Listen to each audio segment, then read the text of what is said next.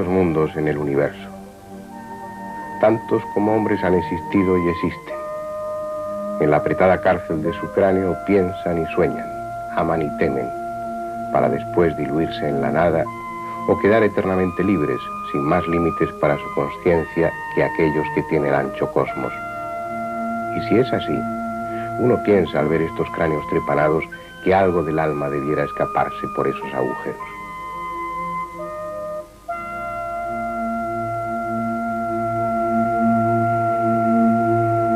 Es este uno de esos misterios que hacen apasionante el estudio del pasado.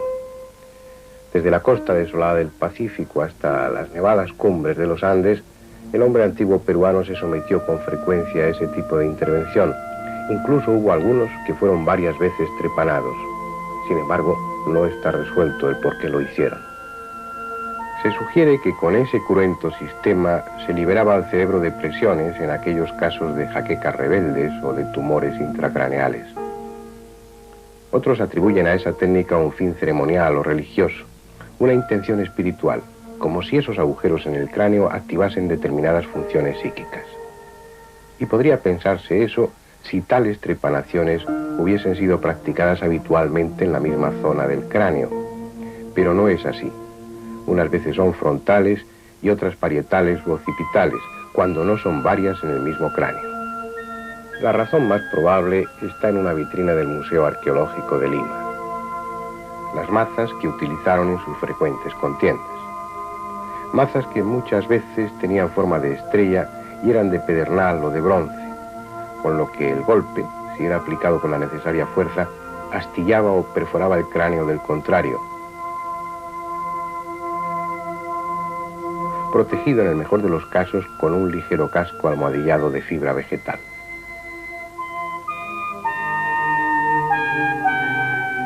Pero además manejaban la onda con gran destreza y lanzaban con tremenda fuerza y singular puntería piedras que fácilmente fracturaban un cráneo con su impacto.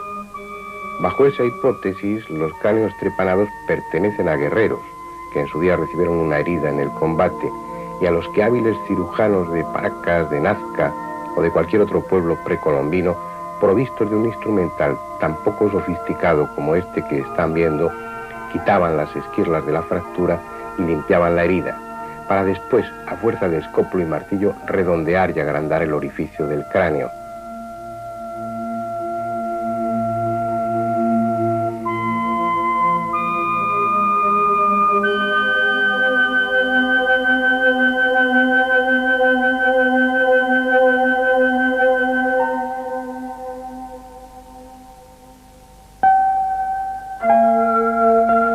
Una placa de metal o un simple trozo de calabaza de esa medida era colocado para tapar el agujero antes de coser el cuero cabelludo.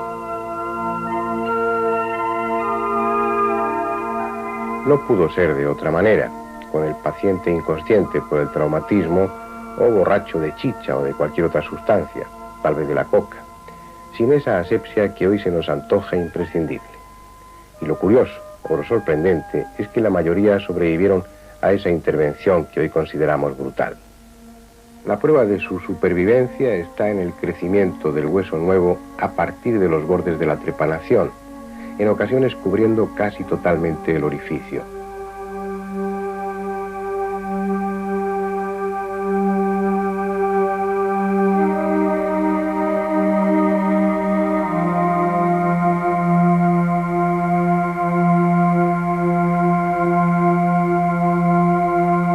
Solo una vez, sino varias veces en un mismo sujeto.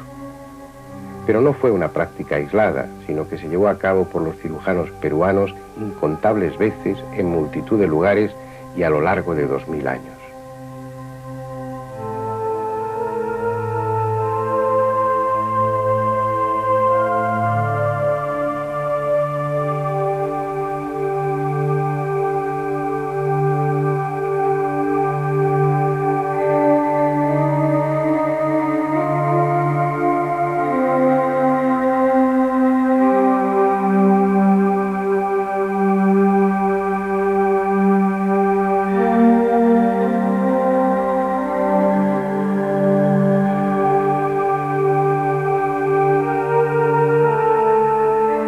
por qué lo hicieron no está a mi juicio resuelto. Si se piensa detenidamente en la hipótesis de heridas de guerra, se verá que ésta no aclara totalmente la cuestión. Por la localización y tamaño de las trepanaciones, puede deducirse que las lesiones cerebrales fueron importantes y permanentes. Cualquiera de ellas debiera incapacitar a un guerrero para participar en nuevas contiendas. Y sin embargo, hay cráneos con 4 o 5 trepanaciones diferentes en distintas fases de osificación. Uno no sabe si asombrarse más del valor y la tenacidad de aquellos soldados que aún arrastrándose iban de nuevo a combatir, o de la habilidad de aquellos cirujanos que dejaban a sus pacientes en condiciones de volver al campo de batalla como si tal cosa. Las razones de tales y tantas trepanaciones, ellos las sabían, pero no queda constancia alguna, puesto que no dejaron nada escrito. Es esa otra cuestión no resuelta. Cuesta entender cómo culturas tan evolucionadas no desarrollaron un sistema de escritura. Eran tejedores, orfebres, topógrafos, mercaderes, hábiles arquitectos, astrónomos expertos, pero además eran administradores minuciosos de un vasto territorio en el que centenares de pueblos eran censados, donde cada grano de maíz era llevado en cuenta.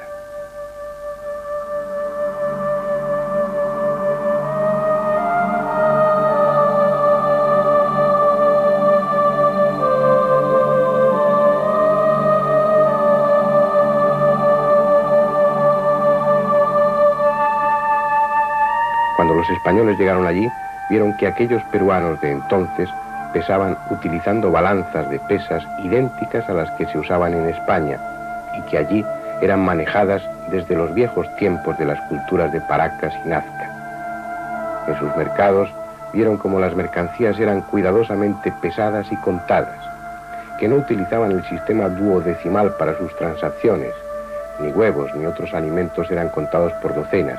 Solo el sistema decimal era usado. Todo aquello que podía enumerarse o medirse, ya fueran piedras, animales, gentes o soldados, lo era en decenas, centenares o millares.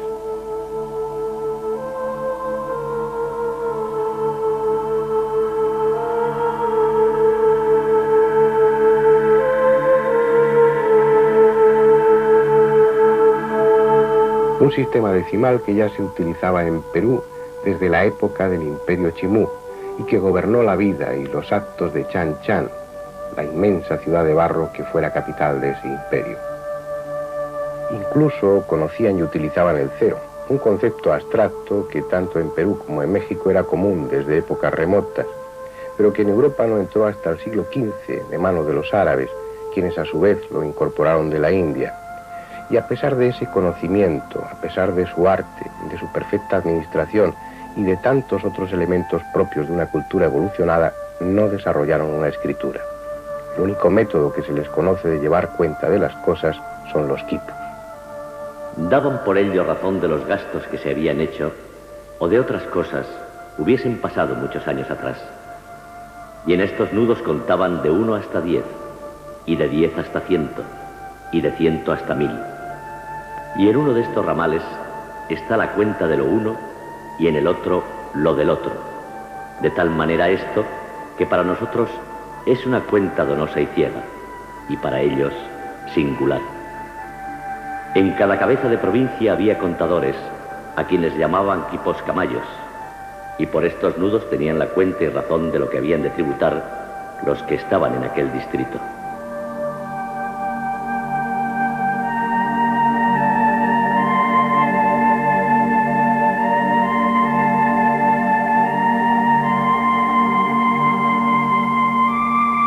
De esa forma no eran letras ni palabras, sino nudos, lo que ellos utilizaban para llevar cumplida cuenta de tributos, transacciones y tratados, pero es posible que no siempre fuera así.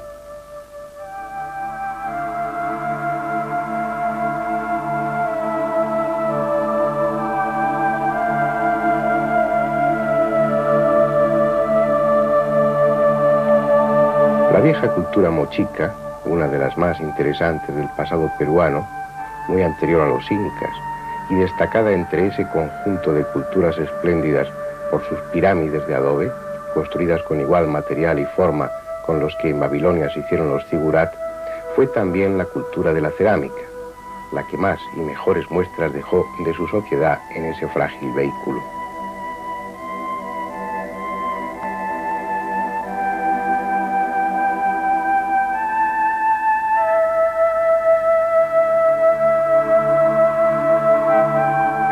Y es en esa cerámica donde quedó el testimonio de una original forma de escritura, si es que es eso de lo que se trataba.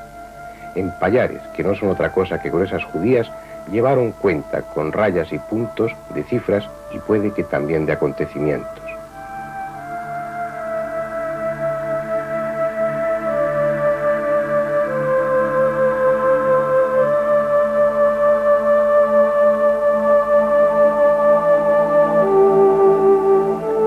Y había corredores que llevaban bolsas con esos pallares de uno a otro lado, a modo de correos.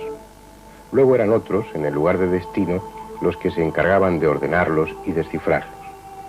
Hasta que, según cuenta una tradición, un rey mochica, por oscuras razones, prohibió su uso y esa forma de escritura se perdió.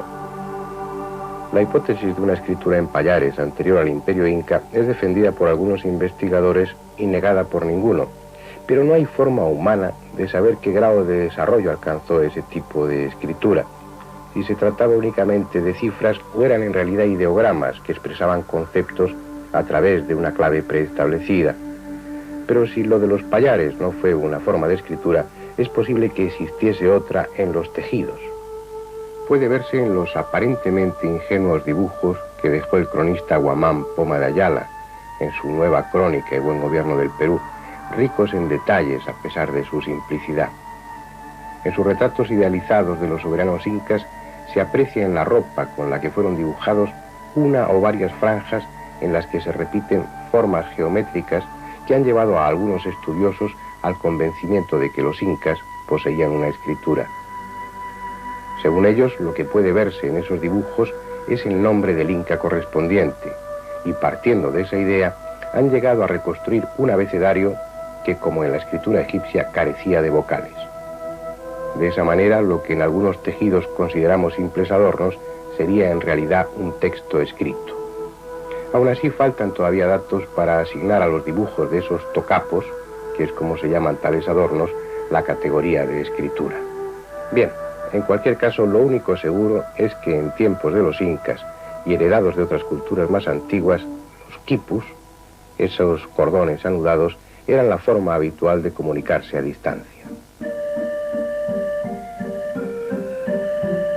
Desde Cuzco, la capital del incanato, el Inca mantenía en orden y administraba todo el Tahuantinsuyo, el conjunto de las 4 grandes provincias que constituían el Imperio Inca.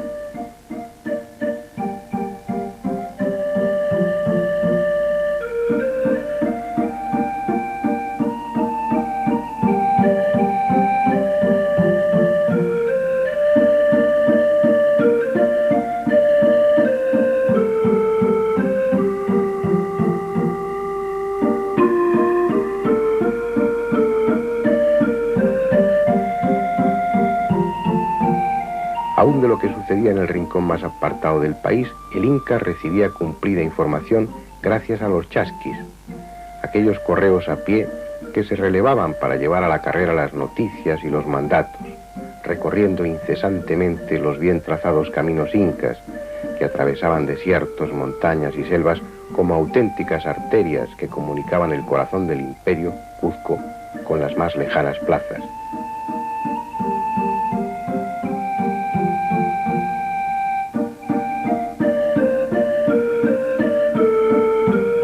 Esos infatigables chasquis llevaban en su zurrón los quipus que habrían de descifrar los quipos camayos, los hábiles lectores que sabían qué cantidades se representaban según el orden, forma y color de los nudos.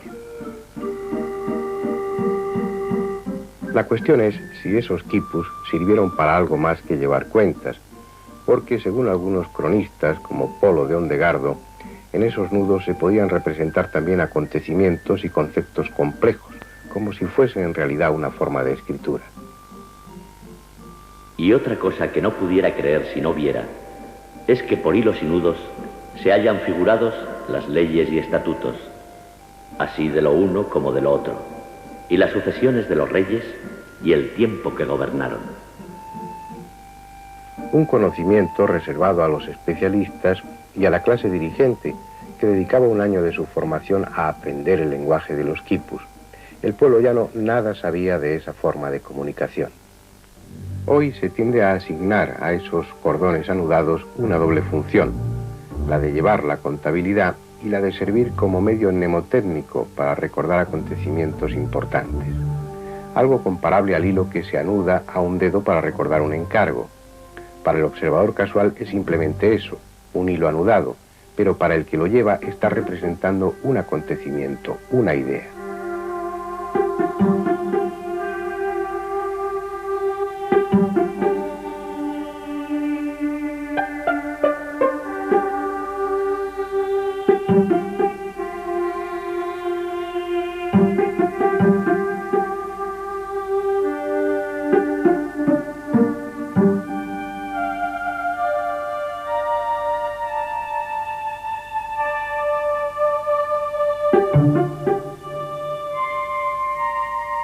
Por eso, de nada nos valen los quipus a los que no estamos en el secreto de su lectura. Tampoco quedan quipos camayos que puedan descifrarlos. Así pues, nos quedaremos sin saber la razón de sus cráneos trepanados, ni la de otra costumbre, tanto o más enigmática, la deformación craneal. Tal vez no haya existido en la historia de los pueblos costumbre más extraña que esta.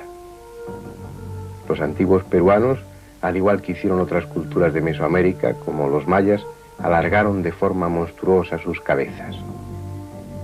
Como insatisfechas de la apariencia que les diera la naturaleza, las gentes de Nazca, Paracas y una docena de pueblos más deformaron sus cráneos en busca de un ideal de belleza que hoy nos sorprende y estremece.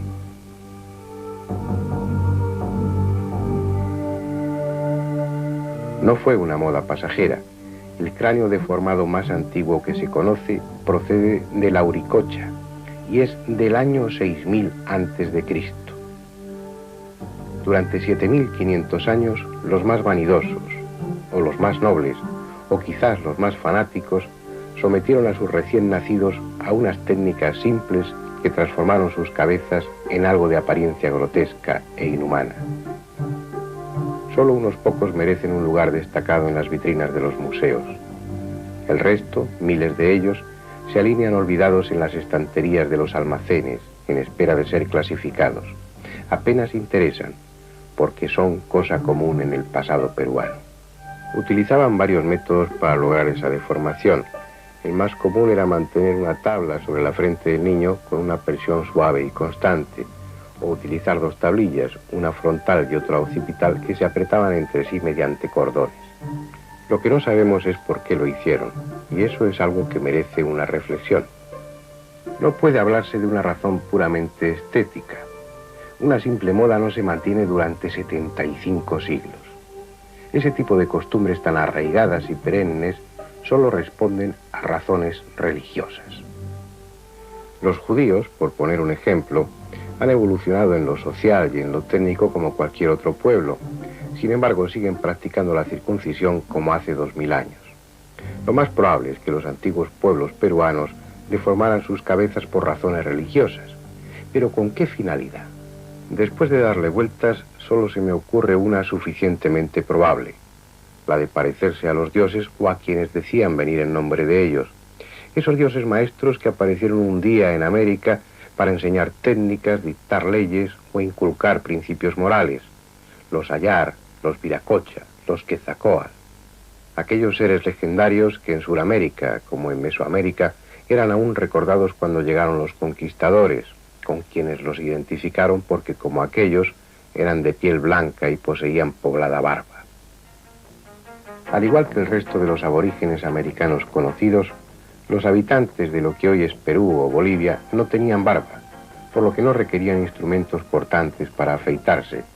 Les bastaban unas pinzas para arrancarse los escasos pelos que crecían en su bigote o en su mentón. Los ceramistas de Nazca, que nos dejaron un detallado retrato de su sociedad, reflejaron con gracia y elocuencia el gesto de depilarse ante el espejo. Alguien con poblada barba debía resultar para ellos impresionante. Y así fue, porque el recuerdo de aquellos dioses barbudos de piel blanca se mantuvo vivo durante siglos. Sus dioses, aquellos dioses maestros, fueron evidentemente de raza distinta.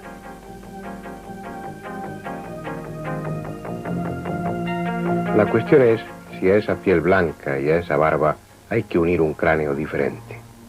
De ser así, no puede ya especularse con que fueran fenicios o cretenses, llegados allí intencionada o accidentalmente, porque ninguna raza de este planeta se ajusta a esa apariencia.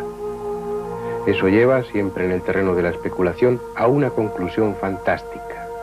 Aquellos dioses procedían de quién sabe qué rincón del espacio.